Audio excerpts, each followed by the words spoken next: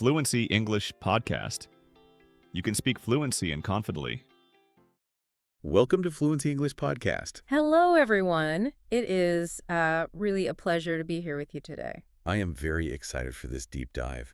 We have a topic today that I think is, well, it's just universal. It touches everyone, whether you are a CEO, a student, a parent, or, just someone trying to get through the week. We're talking about the mind. The mind, right. It is our greatest tool, but can also be The greatest enemy. Exactly. And specifically, we're going to explore the power of positivity. But before we start, teaching or analyzing, I have to make a confession. A confession. Yeah. Okay, that sounds serious. What's going on? To be completely honest with you and with everyone listening, I had a terrible morning. Really? You seem so composed right now, so calm. I would never have guessed. Well, thank you. What happened? The moment I opened my eyes, those days where you wake up and you just feel heavy? Oh, absolutely. Like you didn't really sleep? Like the sleep didn't count? Yes, that's it exactly. I woke up late, rushed to the kitchen to make coffee, and of course, because I was rushing, I knocked the cup over. Oh, no. Hot coffee everywhere, all over the counter, dripping onto the floor, splashed right onto my socks. Ugh, that is the worst way to start the day. Wet socks they're a tragedy. It felt like a tragedy, and in that moment, my brain didn't just say, oops, I spilled coffee. My brain said, this is it. The world is against you today. Wow. Nothing is going to go right. It's interesting how fast the brain does that, isn't it? It jumps from small accident to my life is a disaster. Instantly. Yeah. And it continued. I got into the car, and the traffic was just a nightmare. I sat there gripping the steering wheel, staring at the red lights, and I could feel my heart rate just going up. I was angry at the other drivers. I was angry at the traffic lights. I was even angry at the radio. I validate that feeling completely. I think everyone listening has had that morning. Yeah. You feel like there's a cloud of rain directly over your head and everyone else is in the sunshine. A cloud of rain. That is a perfect description. And that feeling, that heaviness, is why I really wanted to do this deep dive today. Because I think there's a huge misconception about positivity.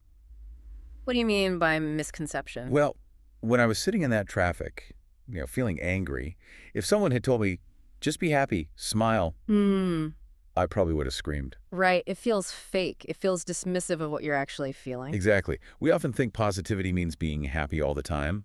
We think it's, magic or a personality trait. We're either born sunny or you're born grumpy. I definitely used to think that. I used to think, well, I'm just a realist. I see the bad things. But what we're going to explore today is it's different.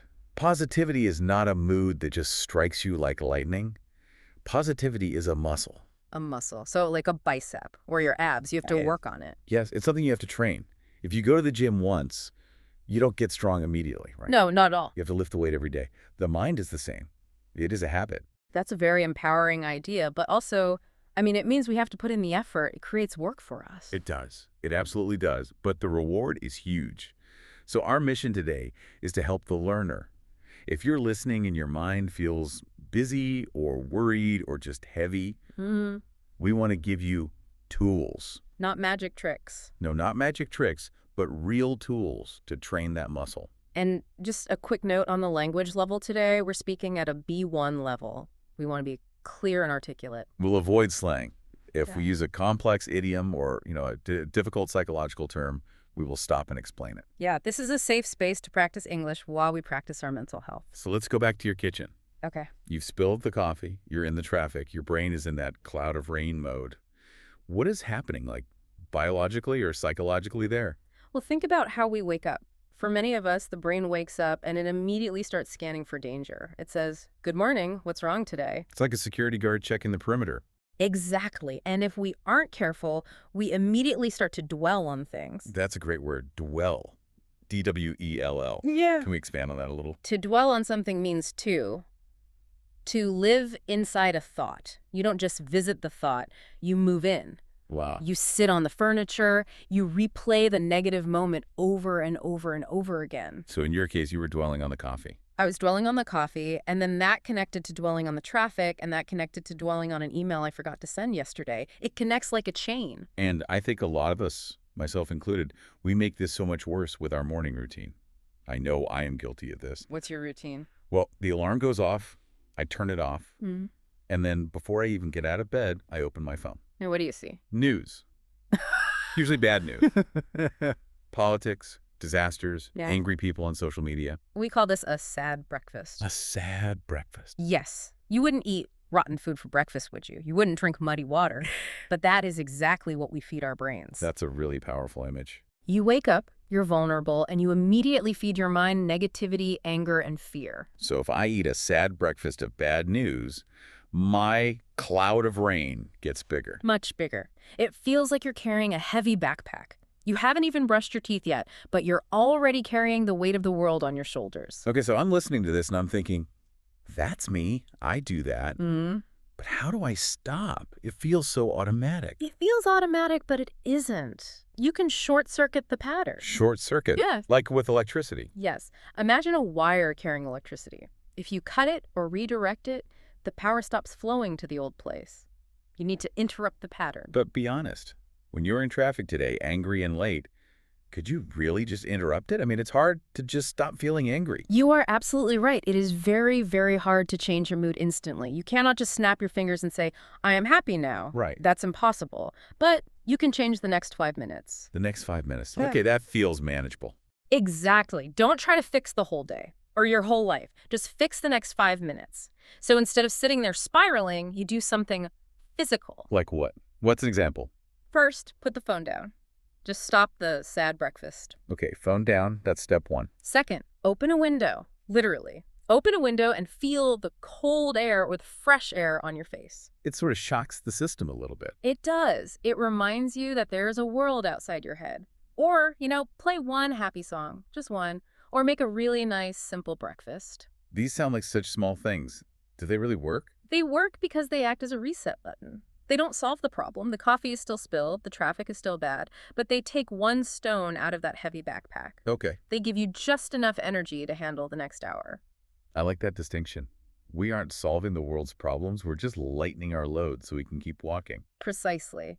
And this brings us to, I think, the most important metaphor for this whole section. I want you to imagine your mind is a garden. A garden. Okay, I'm picturing a plot of soil.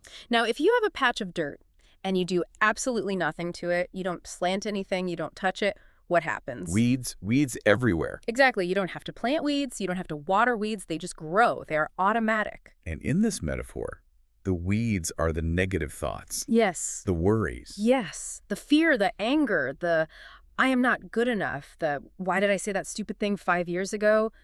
These are weeds. They will grow automatically if you are passive. That is actually a quite scary thought.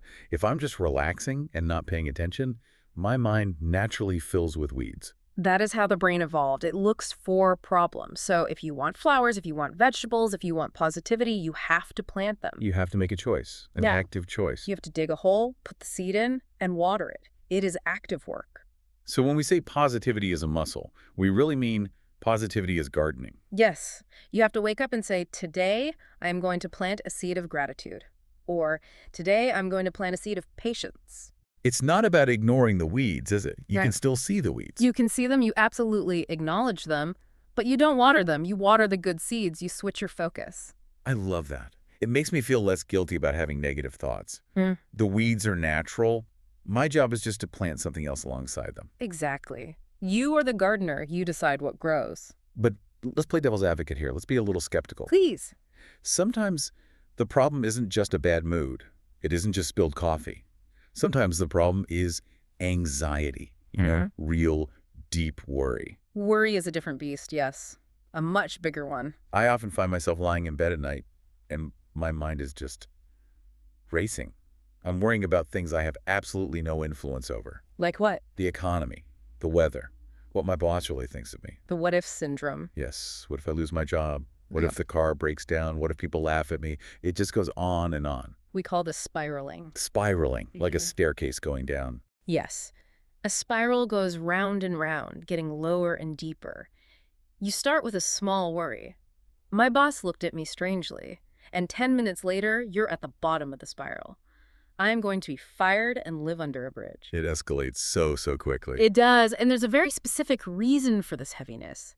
We feel heavy because we are trying to control the uncontrollable. We were trying to control the whole world from our pillow. That is a great image. You are safe in bed, but mentally you are trying to fight a war, fix the economy, and control the weather. It is exhausting. So how do we stop the spiral? Because just telling myself stop worrying has never, ever worked. No, you cannot fight a thought with force. You need a structure.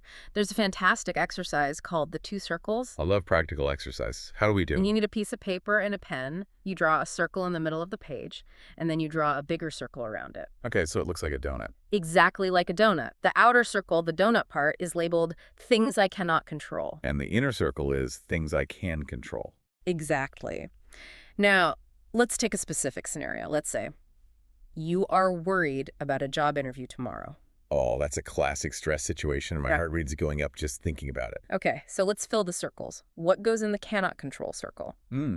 Well, the questions they will ask me, I can't control that. Right. Write it in the outer circle. What else? The other candidates, maybe someone with more experience applies. I definitely can't control that. Correct. What about the interviewer's mood? Maybe they had a bad morning and spilled their coffee.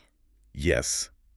I cannot control if the interviewer is grumpy, or the traffic on the way there, or if the internet connection for the video call fails. We'll cut that list. It's huge.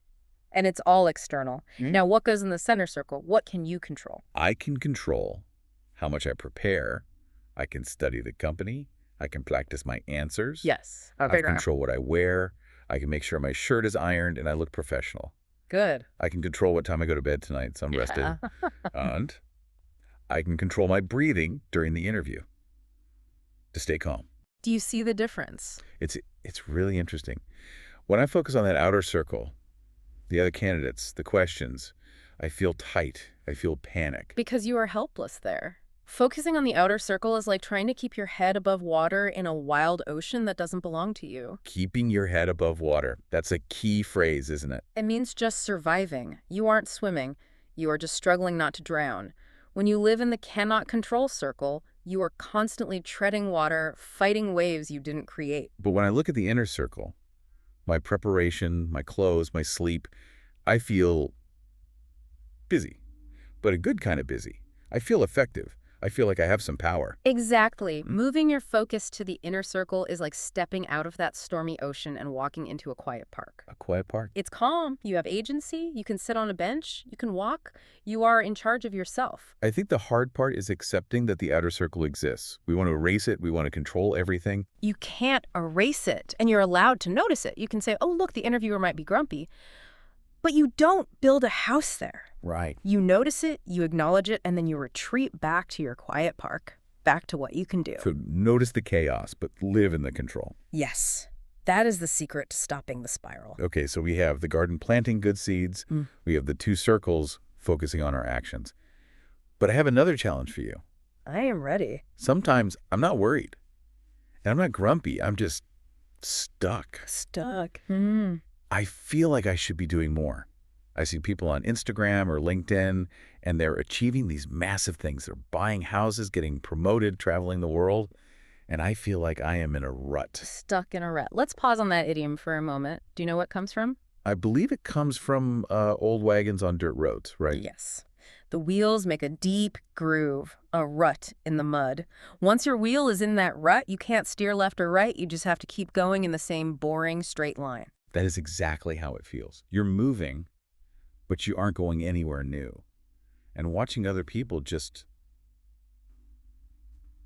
it makes it hurt more. The comparison trap, or, as we say, the grass is greener. The grass is always greener on the other side. We look at someone else's life, their lawn, and it looks so green, so perfect.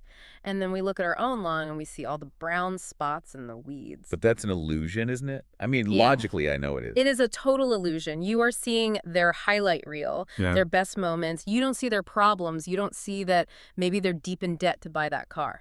Or that their relationship is a mess. Or maybe their marriage is falling apart in that beautiful house. You don't see their dry patches. But knowing that doesn't always stop the feeling of, I should do more. I feel like I need a huge goal to get out of the rut. I tell myself, okay, you need to change everything. Start a business, run a marathon, learn Japanese. And how does that usually work out for you? Laughs. Oh, it's terrible. I do for 2 days, I get completely overwhelmed, and then I quit. And then I feel worse than when I started. Exactly. Those goals are too big. They are heady. If you are stuck in a rut, You don't need a mountain, you need a headlight. A headlight. Like on a car. Yes. Imagine you're driving at night, and there's a thick fog, a really heavy fog. Okay. I can't see anything. It's scary. Can you see the destination? Can you see the city you're driving to? No, not at all. I can't even see the signposts. If you try to look for the destination in the fog, you will panic. You'll freeze. But you have headlights. What do the headlights show you? They show me maybe 5 or 10 meters in front of the car. The piece of road right in front of me. And is that enough to drive? I suppose so. I can see the road immediately in front of me. I can drive those 10 meters, and then the lights show me the next 10 meters. Precisely. When you are stuck in a rut or feeling overwhelmed by I should, you need to stop looking at the destination. Stop looking at the marathon. Stop looking at the millionaire lifestyle. Just turn on your headlights. See the immediate next step. We call these clear and kind goals. I like kind. We're usually not kind to ourselves with goals. We're like drill sergeants. Clear and kind. The framework suggests 3 very small goals. One for health, one for work, and one for heart. Okay, give me examples and make them really, really small. Health. Instead of run a marathon, the goal is take a 20-minute walk. Just 20 minutes. That's it. Just 20 minutes. It is achievable. You can win that game. Okay. What about work? Instead of start a new business, the goal is spend 20 minutes learning something. Read an article. Watch a tutorial. Listen to a podcast. Like this one. Ugh. We are helping people achieve their goals right now. We are. And the third one is my favorite. Heart. What is a heart goal? It's about connection. A clear and kind heart goal is send one message to a friend. Just a text. Not even the phone call. Just a text, hey, thinking of you, or hope you're having a good week. That takes 30 seconds. It does. But think about what happens when you do these 3 things. You walked, you learned, you connected. Your brain registers success. You start to feel momentum. You're driving through the fog, 10 meters at a time. That helps you bounce back, like a ball hitting the floor and coming up again. You get your energy back slowly. This is really helpful for the daily struggles. Yeah. You know, the rut, the anxiety, the bad mornings. Yeah. But I want to touch on something heavier before we finish. Go on. All of these tools, the garden, the circles, the headlights, they're great for normal problems. Yeah. But what about deep pain? You mean grief? Yeah. Loss. Real heartbreak. Yes. What if someone listening has just lost a parent, or gone through a terrible divorce, or lost their job of 20 years? If I tell them just plant a seed or open a window, it feels insulting. You're absolutely right, and I am so glad you brought this up. Because toxic positivity is real. We cannot pretend that deep pain doesn't exist. So does the strategy change when the pain is that deep? It does. It has to. When you are in deep pain, you cannot think positive to make it go away. You cannot logic your way out of a broken heart. I think we try to, though. We brood. Brooding, that is a dark word, isn't it? It means to sit on a nest of eggs waiting for them to hatch. Yep. But in psychology, it means sitting on your sadness. Thinking about it over and over. Why did this happen? What did I do wrong? If only I had done X. We think if we analyze the pain enough, we'll solve it, like it's a puzzle. But you can't solve grief. You can't solve loss. The source material has a very profound phrase for this. You cannot think your way out of heartache. You must live your way through it. Live your way through it. That sounds beautiful, but also very hard. What does it look like practically? It means focusing on survival actions. Remember the heavy backpack we talked about? Yes. When you're grieving, that backpack is enormous. It's 100 kilos. You cannot take it off. It feels like it's glued to your back. But you still have to stand up. You have to brush your teeth. You have to shower. You have to eat something. Even if you aren't hungry, you have to walk to the mailbox. It sounds like just going through the motions, almost like a robot. It is. But that movement is life. By doing these small routine things, you are telling your body and your brain, we are still here. We are still moving. So you carry the backpack and you just walk. And eventually, after many, many miles of walking, the backpack doesn't disappear, but your muscles get stronger. It starts to feel lighter, not because the grief is gone, but because you have grown around it. That is a very powerful perspective. It's not about fixing the sadness. It's about carrying it until you're strong enough to handle it. Exactly. And there's a specific writing exercise for this moment of confusion or pain. It's called The Problem Is. How does that work? When we are in pain, our mind is a mess. It's a fog. We don't even know what we feel sometimes. Yeah. So you take a pen and you write, the problem is, and you finish the sentence. Just one sentence. Just one. You force yourself to define it, to give it a name. The problem is I feel lonely. Or the problem is I am scared of the future.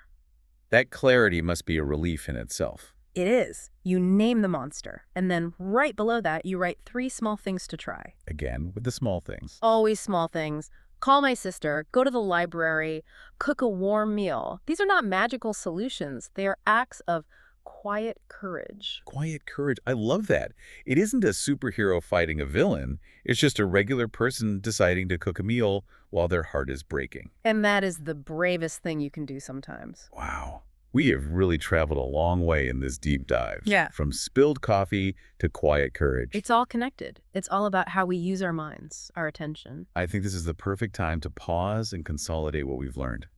Let's do our vocabulary spotlight. I love this part. We have used some rich idioms and phrases today. I want to highlight 3 of them to make sure our listeners really grasp them. Let's do it. What is number 1? Idiom number 1. The grass isn't always greener. Ugh, a classic. It comes from the full phrase, the grass is always greener on the other side of the fence. Meaning, my neighbor's lawn looks perfect from a distance. But it's a warning, really. It means, do not assume someone else's situation is better than yours. You are comparing your reality with all its problems to their image. And their image is often curated. Yeah. Especially now. Exactly. So if you see a friend with a new car, don't say, oh, their life is perfect. Remind yourself, the grass isn't always greener. Water your own grass. Great advice. Okay, idiom number 2. Keep your head above water. This is a very visual one. It means to just barely survive a difficult situation. So you're not drowning. You're not drowning, but you are not safe on a boat either. You're in the water and you're struggling just to breathe. We use this a lot for money or work, don't we? I have so many bills, I'm just keeping my head above water. Or I have 5 deadlines this week. I'm just trying to keep my head above water. It implies a constant struggle in survival, not comfort. Right. And finally, number 3. This is an empowering one. The ball is in your court. This comes from a sport like tennis or volleyball. If I hit the ball to you, I cannot do anything else. I have to wait. The ball is on your side of the net. So it means it is your turn to act. The responsibility has shifted to you. Yes. If I give you advice, I might say, okay, I've told you what I think. Now the ball is in your court. You have to decide the next step. I love that. And I feel like that's what we're saying to our listeners today. We are. We have shared the tools, the garden, the circles, the headlights. Now the ball is in your court. So let's wrap this up. We have covered a lot. If you had to summarize the mission of this deep dive in just a few sentences, what would it be? I would say, stop waiting for happiness to find you, because it won't. You have to build it. You have to plant the seeds. You have to be the gardener. Yes. And stop trying to control the entire ocean. Find your quiet park. Focus on what you can actually do. And be clear and kind to yourself. Use the headlights. Just 10 meters at a time is enough. There's a beautiful quote from our source material that I want to leave everyone with that says, your progress doesn't end here. Your progress doesn't end here. You don't have to be perfect today. You don't have to be happy today. You just have to keep moving in a kinder direction. That is a lovely thought. Be kind to yourself. Treat your mind like a garden, not like a cage. Exactly. Now, we want to hear from you. We have been talking for a while, but we really want this to be a conversation. Yes. Please leave us a comment. Here's our question for you. Are you an optimist or a pessimist? Or are you maybe a recovering pessimist, like me? Or maybe tell us what you put in your can control circle. We would love to read your strategies. Thank you so much for listening to this deep dive. It has been a real pleasure unpacking this with you. It has been wonderful. Keep training that muscle, everyone. See you in the next episode.